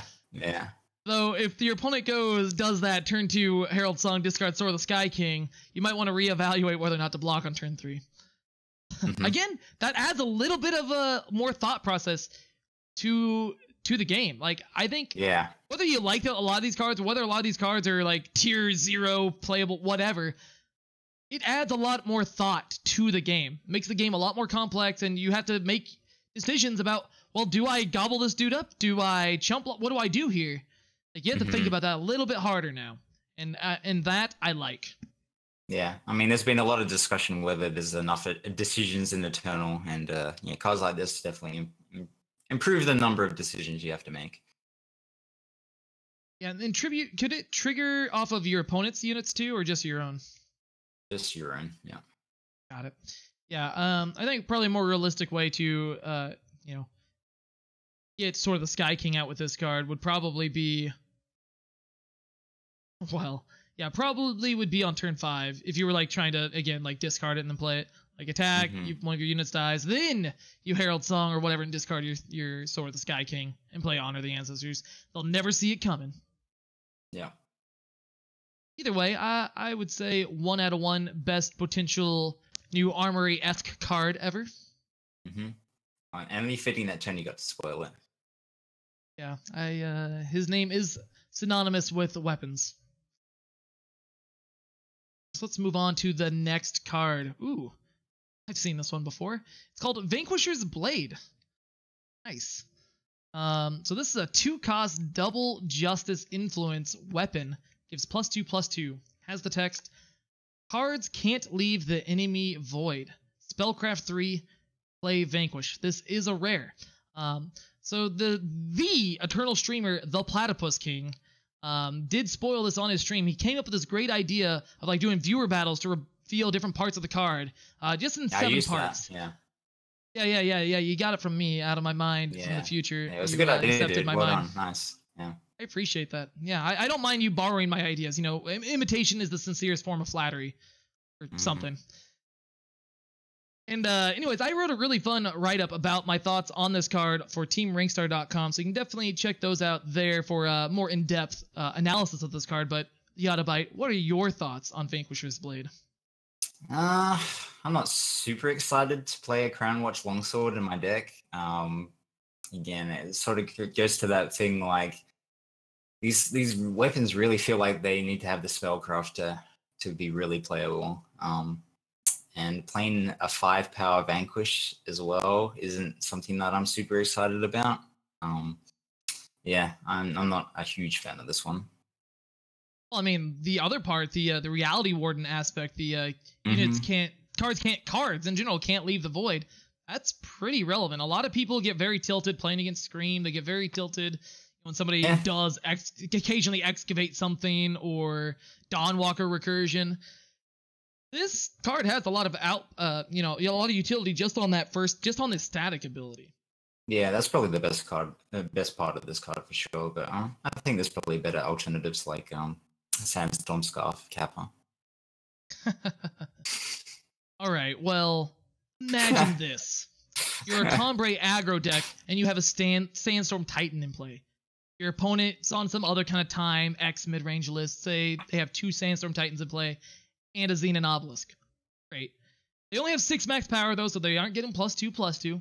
And your opponent's at 7 life. $10,000 on the line, y0ttabyte. $10,000. Okay? That's a lot. You got beads of sweat dripping down your forehead just like I do now. Your hands are slightly trembling on your mouse as you enter your turn, right? You've been top decking power after power, and you're on your last legs. If this turn is a brick, you're done. You don't get nothing. Your opponent, this Australian dude that may or may not be named y0ttabyte, who knows, is going to steal your $10,000. You draw for turn. What do you draw? Vanquisher's Blade. So you play it on your own Sandstorm Titan to make it a 7/8.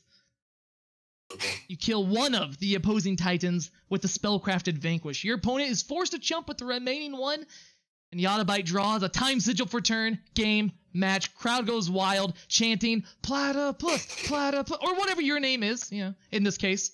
You call your parents, you haven't talked to them in years, you're the estranged child, and this brings you all back together, and together you cry in joy. Wow.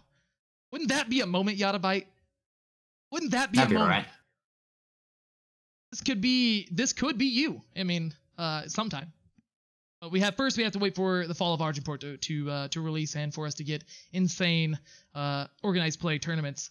But that's the ceiling of Vanquisher's Blade. 1 out of 1, greatest card in any game of all time. Period. Best 10K tournament winning card ever.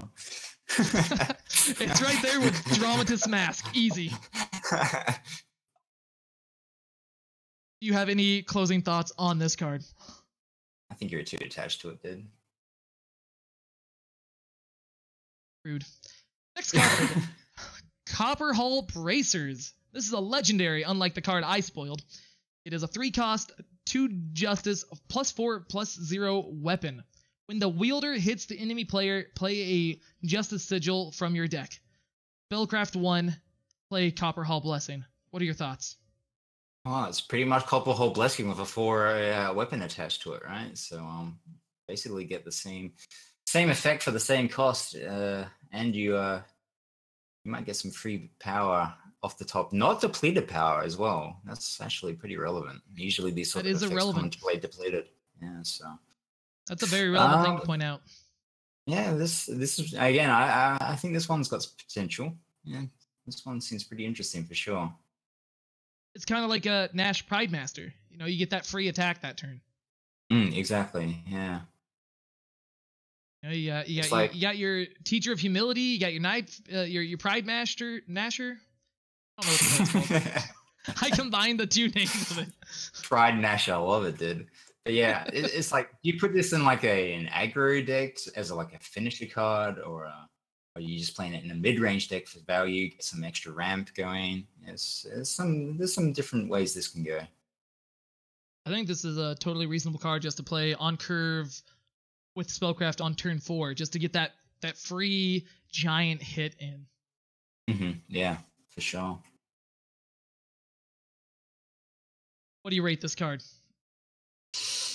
1 out of 1, best Copperhole Blessing card ever, for sure. 1 out of 1, best ramp weapon ever. That's what I'm going to give it. Next up, we're getting close. This is 27 out of 29. Searso's Choice. For whatever reason, the card image is smaller than the other cards. So we got a 4-cost time primal fast spell. You gain an Aegis and 6 health, or deal 2 damage to each unit.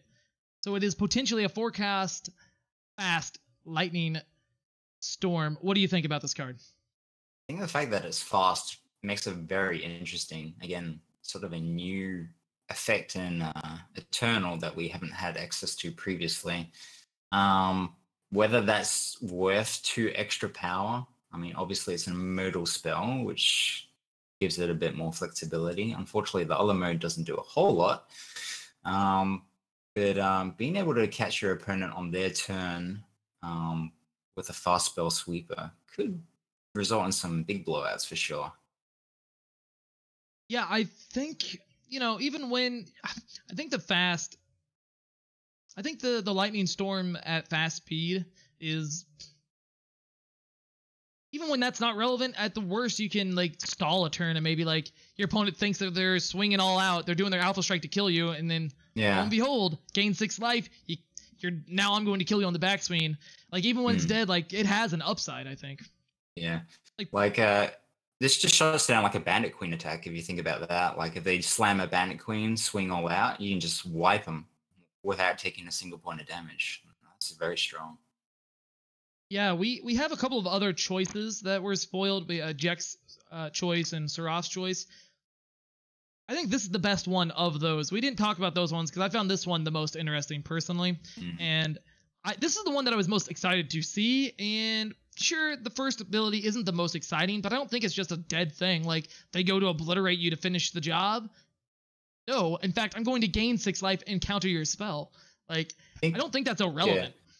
Yeah. The most exciting part of that first card is it is an additional card that hates on Azendel's Gift. I feel like there's not enough answers at fast speed to Azendel's Gift, and this is definitely a great one. Man, yeah, no, I hadn't even thought about that part, countering somebody casting an Azendel's Gift, but that is insane. Yeah, no, that's really good. I don't know. I like this card. I'm going to give it 1 out of 1. Best new choice card ever. Yeah.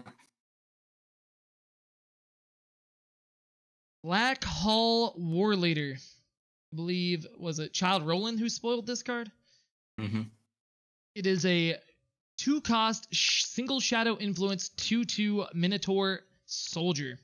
I love Minotaurs. Side note, I love Minotaurs as a tribe, like as a mythological creature or whatever. That's just one of the things that I love the most. That's the thing that got me into Greek mythology as a high schooler, like reading all that stuff.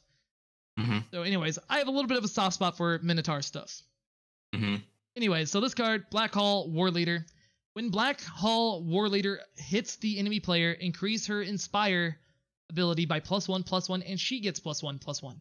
So you're probably wondering, well, what the heck is her Inspire ability? Well, it says Inspire, units you draw get +0/+0. So the first time you hit the opponent, you're going to increase that ability right then and there.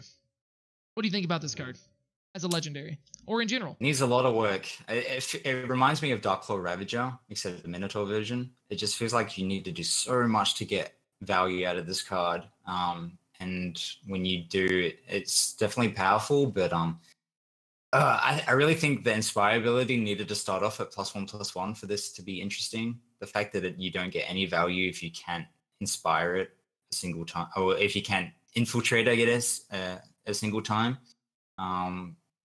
And it's just a 2/2 for 2, right? It's not like an impressive body that can swing into a lot of board states. So I guess you could scream it, but the scream doesn't stay around for the inspire very long, unfortunately. Yeah. So just seems like you have to jump through too many hoops to get what you want out of this card.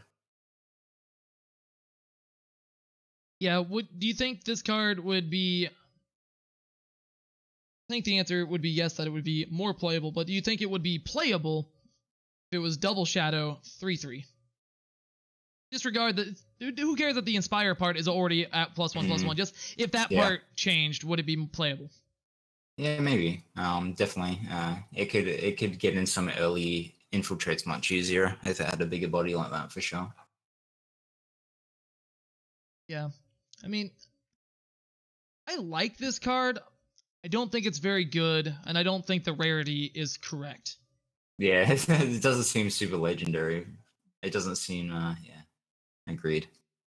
I could definitely see this card, now not as good, but I could definitely see this card being much better than expected, just like Unseen Commando was. Nobody, like, that card flew under most everybody's radar. Like, many people did set reviews and blah, blah, blah.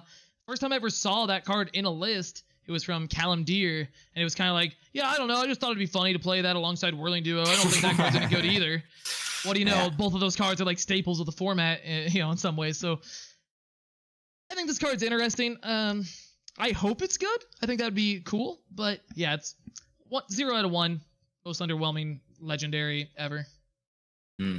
I guess the more if you can connect with her, she does become that 3/3 body. She does get the +1/+1 herself, right? So yeah, maybe she can snowball out of control. Who knows?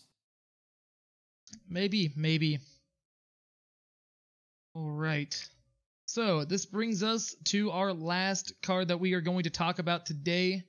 This card was spoiled by none other than Direwolf Digital developer and Hall of Fame pro Magic the Gathering player Luis Scott Vargas on his stream while he was playing our lovely game, Eternal. And it's a pair of cards. One of them is a token, but we got a card named Big Brother and a card named Little Brother. And Little Brother would be the token that this card creates. So what we have here is a 5-cost 8/8 giant unit. It is double primal influence. Big Brother. Big Brother can't attack or block. That is weird text to have on a card. Very weird text to have on a card. Summon. Play 2 1/1 Little Brothers. When a Little Brother hits the enemy player, silence Big Brother. So what's a Little Brother, you ask? Okay. It's a 1-cost double primal influence 1/1 Yeti. When Little Brother damages a unit, stun that unit. Once again, the Yeti art on point. This Little Brother is adorable. There's one on each shoulder of this giant in the art of Big Brother. What do you think about this pairing of cards? You're getting a lot of stats for 5 power, that's for sure. You're essentially getting 10 worth of units. That's nothing to be sneezed at. It's just you have to do some work to unlock most of that power, right? I guess the immediate thing that comes to mind is Womp, to make the Little Brothers throw some snowballs at your opponent's face to unlock the Big Brother straight off the bat. Yep. Outside of that, it's difficult to see other ways. You have to reach for like Slush Dumper or something like that. Or you could just silence the Big Brother with Valk Enforcer, I guess. You could. Not unreasonable to do. But yeah, I think the best place for this obviously would be in a Yeti tribal deck with Wump. I will definitely, just right off the bat, give this a 1 out of 1 for the design. This is a really cool designed card, I think. Yeah. But and the art is great, like I said. I don't know. I really have fun playing I really have fun playing Yeti tribal decks, and like I think this does add some more support to the archetype, because overall, like, the units are a little like small, right? And you get this Big Brother. You get Big Brother, and like there he is. And like, yeah, and just even from like a lore perspective, like Jotun Feastcaller, Little Brothers. He says that in like his card art, his voice text, I think, right? That's him. Yeah. And Yeah. here we are, Little Brother. There's literally Yetis named Little Brother in the game now, right here, holding 2 little ice daggers, looking vicious AF, you know? Like, look at that little sucker. He is ready to fight. It's a really cool card. Will it be competitive? I don't know. How competitive is the Yeti archetype? Depends on who you ask. It's another thing that I know Shimmer Pack's been dead for a long time, but another promo card that makes 3 units is pretty interesting.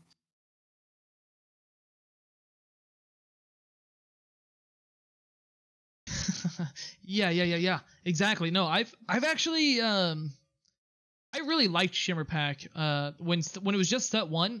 You know, a lot of people played the deck back then, but when I crafted it back when only set 1 was the only set out or whatever, I had a lot of fun with the decks. And so like recently, just like a week or 2 ago, I went ahead and like, well, let's see how good this is now.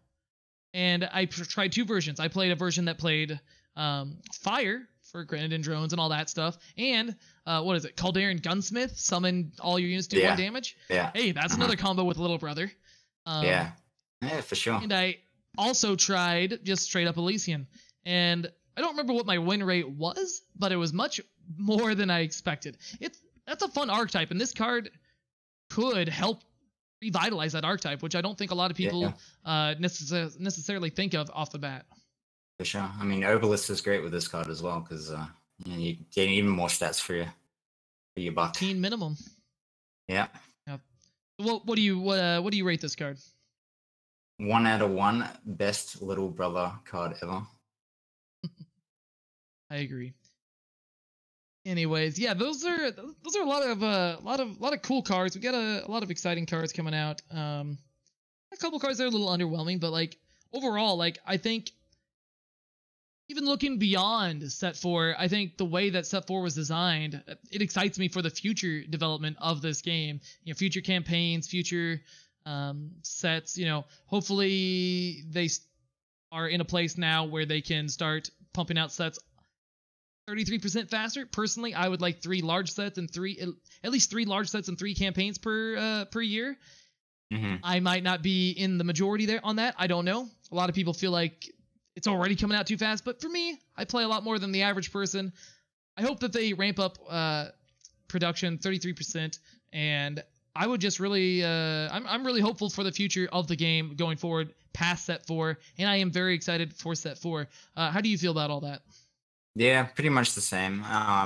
Yeah, I feel like there maybe is a little bit too much time between sets. It feels like the player base sort of dwindles towards around or about this point where it's like 5 or 6 months into a format, and people are kind of just waiting for the next set to come out. Maybe stop playing the game as much as they did towards the start. Yeah, next week should be fun. The game, I feel the hype building for sure over the last week or so about set 4. Yeah, and we know it's coming out sometime this last week of June. Don't know what day specifically. My theory is, I believe it won't be before Wednesday. I think Wednesday will be the earliest that it comes out. I believe I have some friends that still have cards to spoil, and they haven't spoiled them yet. So that's my theory. So, at any rate, hopefully, you know, by the end of the week, before ETS, before week 2 of the ETS season 3, I believe set 4 will be out, and I know I, for one, cannot wait to craft 4 Answer the Call, 4 Dramatist Mask, day 1, and then take it to the ETS week 2 and go back to back, become the 2-time undefeated champion of the ETS. All right. Cool What are story. your hopes and goals for set 4? I don't know. I'm just gonna stream a whole bunch and play a bunch of cool decks for people to check out. Yeah. Awesome. Speaking of streaming, you're a very popular streamer. Where can people find you? What social media do you use? What are your URLs? Tell everybody. Plug all of your stuff. Well, there's my name there. Twitch.tv/y0ttabyte with a 0. Remember the 0. Instead of an O. Instead of a O. My Twitch handle's there, y0ttabyte.au. I don't use Twitter a whole lot though. I'm mostly on Twitch, just chilling, playing some card games. Check me out if you haven't heard of me already. And who hasn't? Let's be honest here. Yeah. You if I look at the stats correctly on all these websites, you are the number one eternal streamer in numbers and stats. I mean, we know that I am the greatest of all time. King. Yeah. Okay. No, but yeah, I for one am a big fan. You were one of the first streamers in this game that I really enjoyed. So here I am stroking your ego some more, like I do every time I interact with you. So thank you for joining me on this podcast. Thanks for filling in for Manta Man. I think you did a great job. We were happy to have you. Right. People all day were telling me, what, y0ttabyte's going to be on your podcast? We're so excited to hear y0ttabyte talk for an hour and a half or more. So we'll let you get back to your life and your morning. And yeah, thanks for tuning in. Thanks for listening, downloading, streaming, watching live, whatever you did to consume the unexpected results, the Eternal Podcast. We appreciate that. You can find us at eternalpodcast.com. You can find me streaming every single day on twitch.tv/ThePlatypusKing. Support me on Patreon if you can. Patreon.com/ThePlatypusKing. Shout out to Blastoderm Man, Greek Yogurt PL, and Jessica S for supporting me on Patreon specifically. I appreciate that a lot. And we stream, once again, this podcast is live every Sunday on my Twitch channel, 8 p.m. Eastern, 5 p.m. Pacific. I believe 10 a.m. Melbourne. Was that when we started? That's it. Yeah. Cool. I did it. Got me out of bed, dude. Yeah, somebody had to. So lazy. No, you're not. You're very hardworking. Anyways, thanks for watching. We'll see you all again very soon.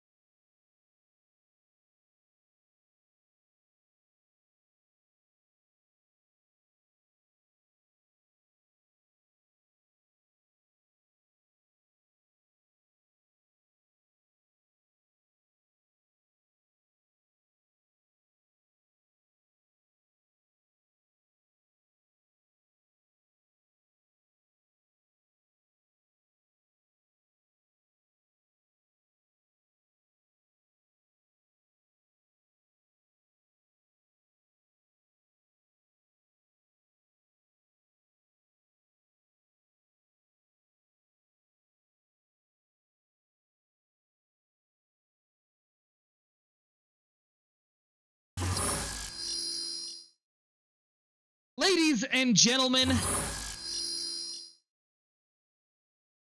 I don't know how to work the internet.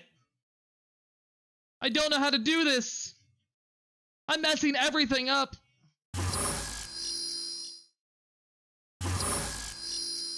All right, ladies and gentlemen, thanks for sitting through the podcast. Thanks for watching it live. I had a good time. We had a lot of fun on stream today. We didn't do super well in the event over the weekend to sack the city thing, but we did pretty good. So, well, we didn't do pretty good, but we obtained around 40 something packs. I kind of blew it. Spent 3,000. I spent 6,000 gold. I entered twice with a deck with Revenge Hour when the Destiny Dark Return is broken. So the deck, in my opinion, at that point is completely unplayable, and I accidentally re-entered with the same deck after dropping. That was pretty rough. So I just wasted 6,000 gold and just bought 6 packs. So whatever. It is what it is. So I would again like to thank y0ttabyte for joining me on the podcast today. I really look up to and respect that guy a lot, so definitely check him out all the places that you know how. And that's all we're gonna do today. Hopefully we'll be surprised tomorrow and have a brand new podcast, a brand new set. When we wake up, that'd be sick. I don't think that's going to happen, but you never know for sure. So, anyways, I'll be back tomorrow around like 1 p.m., maybe 2 p.m. at the latest Pacific time. So take it easy, everybody. Sweet dreams. Don't die. Just some advice, some unsolicited advice. I know. And see y'all tomorrow. Take care. I'm going to host my teammate, Ifu Danny. And again, be sure to check out teamrankstar.com. Also, we do a monthly giveaway on my stream, and next Sunday, 1 week from today, we will be polling the winners. So if you haven't entered yet, here's the information in the chat on how to do that. I'll see y'all tomorrow. Say hello to Danny for me, because I won't. Bye.